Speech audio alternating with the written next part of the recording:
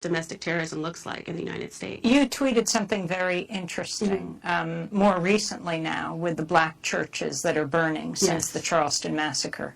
And you made a comparison to the burning of the CVS in Baltimore. Yes. Yeah, absolutely. I mean, we've seen, like, when there was, an uprising in Baltimore and a CVS burned or a Quick Trip burned in Ferguson, I see tons of outrage of, how can you do this? And it's horrible that they did that. But then we have, like, well, they see the building at every single angle as it burned. Oh, yeah, every single angle, But then all these black churches can burn, and it completely kind of goes under the radar. Well, why is that? You know what I mean? But so often these events happen, and we remove them from any kind of context. And so, if maybe the CVS burning does look like a really horrible thing, but you're not considering that this is a business that exists within an oppressed neighborhood where the people own nothing. They don't really benefit a whole lot from this economic situation. They've been protesting for a long time, and they've gone unheard. And then you have all these black churches that are historically targeted because they are centers of black organization, and that's important to understand. So President Obama says, by taking down that flag, we express God's grace. So take us to Saturday, June 27th, about 15 hours after President Obama gave that eulogy. Yeah, absolutely. I mean, so not everybody that came together to do this action is coming from that Christian perspective, but for me personally, absolutely, 100%. I mean, I do believe that all men are created equal, with inalienable rights endowed by our Creator, absolutely, and that flag is an affront to that value. And for people who, think that there's some kind of confusion about that, you can go back and read what was written by the people who created the Confederacy. They make it very clear that they seceded because they disagreed with that precept behind the Constitution. They don't believe that all people are created equal. So you come up on the Columbia State Capitol grounds. What time was it in the morning? It was about 5:30 that we were ready to go, and then we had. Were there any guards around the? Yes, there were guards. Yeah, there were guards around in the morning, and so we had some people, looking out to kind of give us the clear, and it was probably about 6 by the time we got the clear and we were able to deploy. And there were no guards there? No, not at the moment that we You hopped the fence? Yes. Did you have to go inside the fence grounds also? Oh, yeah, I helped her over the fence, and then I climbed over, and then I helped her get her gear onto the pole. Yeah. And basically what I was doing at that point, we knew that we needed to get her high enough above the ground before the guards would come out that she wouldn't be able to just be pulled right off. And so that was the primary focus at that point. Yeah. And once she was up, I just started scanning and waiting for the cops, How long did it take, Bree? To scale all the way to the top? Yeah. I think about 10 minutes. And how long did the guard take for the guards to notice? Maybe within 5 minutes. 3 to 5. So had you ever climbed a flagpole before? No, I had never climbed a flagpole until 2 days before. Was it hard? The very first attempt was hard. By the time I was going and probably helped with adrenaline, it didn't seem hard. So you practiced 2 days before? Yes. So this is 30 feet high, this flagpole. Yes. You made your way to the top, and what did you do then? First of all, I was just relieved at how simple it was to just unhook it, because our intention was not to cause property damage. We were really trying to do as little disturbance beyond, simply removing the flag as possible. And so I was just so glad to see that all I had to do was just unhook it. From there, it was just, amazing. So I'm going to play the clip as you're coming down. The police officers are telling you to get down. This is Bree Newsome on the flagpole taking down the Confederate flag that has flown on the flagpole either there from 2000 or on the top of the state capitol from 1961, I think it was. You come against me with hatred and oppression and violence. I come against you in the name of God. This blood comes down today. Tell us what it is you were saying as you were holding the Confederate flag on your way down.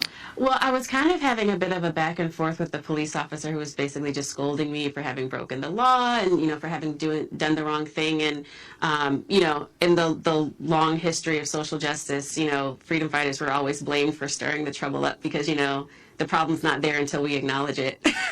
And I was just having the conversation with him that, I came prepared to be arrested. I mainly just wanted to let them know that there wasn't going to be any escalation. I didn't want to escalate the situation at all. Had they taken you by now? No, they actually. I told them that I was not. First, I said I'm not going to leave until Bree's safely off the pole. The safest way to get her off the pole is to allow her to descend on her via her own volition. And so it wasn't until after she was down that I was actually placed in cuffs. They had enough respect to allow me to help her. Mm-hmm.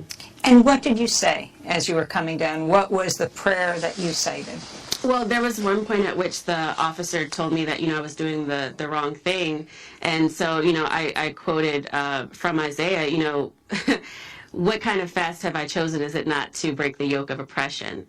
So I felt in no way that I was doing the wrong thing. Yes, I broke the law, but laws can also be unjust. And I feel that the law that protects that symbol of hate is an unjust law. The fact that the people who are elected in office who want to take it down are obligated by law to debate over whether or not they can take it down is unjust.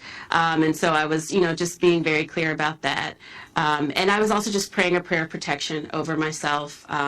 Fortunately, the police were very professional with me, but, that was something else to consider, that there was some danger. As we tried to make it out as you came down in the film, you come against me with hatred. Yes. Can you repeat what you said? Yes, I said, you come against me with hatred and oppression and violence. I come against you in the name of God. And that was in one of those nights where I was pondering, have I completely lost my mind in doing this? I read the story of David and Goliath, and David says to Goliath, you come against me with sword and spear and javelin, and I come against you in, the name of the Lord. And that, for me, as a black woman in America, that's what that moment felt like, because I come from a historically completely disempowered place. And so I think that's why it was so powerful to a lot of people, especially to black women, to see me up there holding that flag in that way. You said, I come against you in the name of God. Yes. And then? This flag comes down today. And how did that feel to say that? Amazing. Just amazing on a personal level at that point. And then just in the aftermath to see what it meant to so many people, because I think a moment like that, it's not just about that Confederate flag. It's really about every person who has been oppressed, kind of taking a stand against any kind of symbol of oppression. Hello, my friend. It may seem a little strange to have a bear talking to you, but as you well know, these are strange times and tough times, and someone who cares about you wanted me to remind you to hang on, hang in, and have hope. Tough times don't require you to be tough on yourself, and things don't have to be good for you to be great. Have hope. Sometimes having less in life can be worth more. Be proud of who you are. Have hope. Greatness isn't ahead of you, but within you.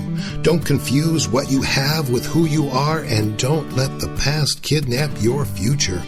Have hope. At the end of the day, hope for the best. Make peace with the rest.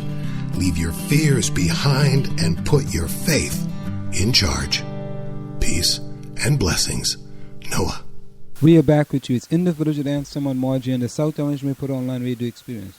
Coming to you every Monday through Friday from 8 to 9:30 p.m. That's 8 to 9:30 p.m. You can reach us here at 973-327-3626. That's 973-327-3626. Time check. The time is approximately 9:42 p.m. That time check is brought to you by All Star Motors, providing you with services you can trust. They provide you with ASC certified mechanics, New Jersey State inspection facilities, used car sales, authorized police towing, and emission repair facilities. You can call them at 973-762-8771. That's 973-762-8771. Do you want to improve your health naturally? Stop heavily depending on medication and naturally clean your body from the inside out. Do you have stress, indigestion, insomnia, or borderline diabetes? What about impotence, hypertension, fibroid, cholesterol, or prostate problems? Does arthritis, gout, or chronic fatigue stop you from working? Are urinary tract infections, STDs, or other types of infections always an issue for you? Do you habitually experience frequent urination, heavy menstruation, or thyroid malfunctions? If you experience any of these issues, be sure to call Dr. Elmett Clerville at the Elmett Clerville Health Center at 973-371-3877. That's 973-371-3877 between 10 a.m. and 7 p.m. Monday through Saturday for a free consultation. Or go to elmettclervillehealth.com for more information. Call now for your first natural health evaluation with a natural professional. An operator is standing by to take your call. Do you want to advertise in the South Orange Maplewood online radio experience? You can reach us at 347-674-1680. That's 347-674-1680. An operator is standing by to assist you. We are back with you. And before we leave you tonight, of course, we must give you the SOMA quote of the day. But even though change is often difficult, many times it's also for the best. Accomplishing anything great in life requires significant change that pushes us beyond our comfort zone. Let me repeat that. But even though change is often difficult, many times it's also for the best. Accomplishing anything great in life requires significant change that pushes us beyond our comfort zone. Time check. The time is approximately 9:45 p.m. From where I sit, this is it. The clock on the wall says that's all I like to say, but I've got to go. Remember, hard work beats talent when talent does not work hard. And for every 60 seconds of anger, you lose 1 minute of happiness. See ya. Same SOMA time, same SOMA channel. Later.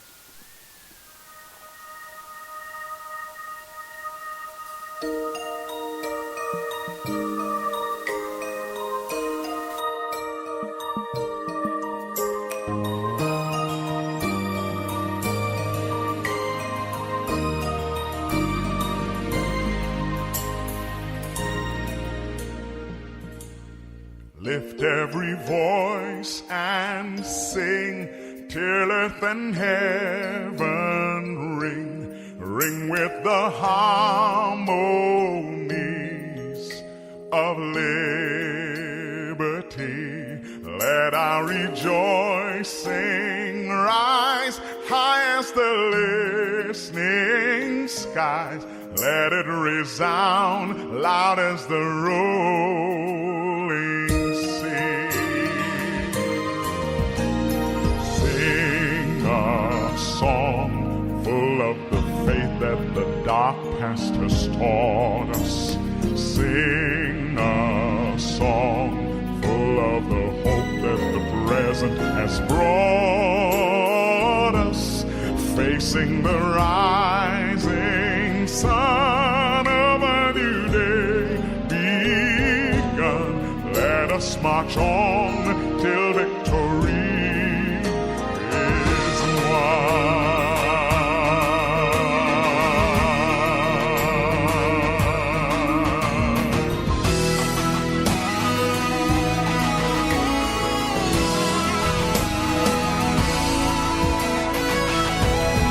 God of our weary years, God of our silent tears, thou who hast brought us thus far on the way, thou who hast by thy might led us into the light, keep us forever in the path we